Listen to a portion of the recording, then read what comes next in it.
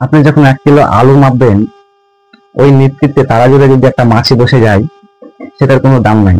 কিন্তু জানেন, যখন আপনি সোনার নিশ্চিতে সোনা মাপবেন, সোনা ওজন করবেন, তখন ওই মাছিটাই যদি ওই সোনাতে বসে যায়, ওই নিশ্চিতে বসে যায়, তখন ওই মাছিটারও কয়েক লক্ষ টাকা দাম হয়ে যায়।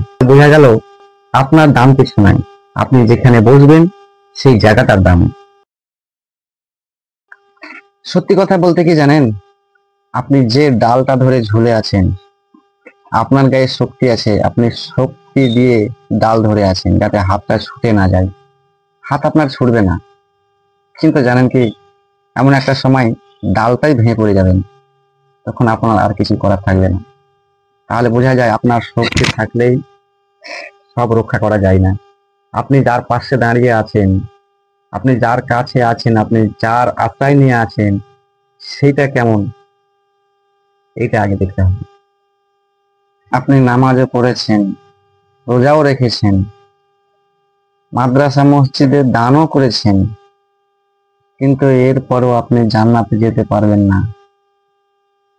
কোন কারণে বলেন তো?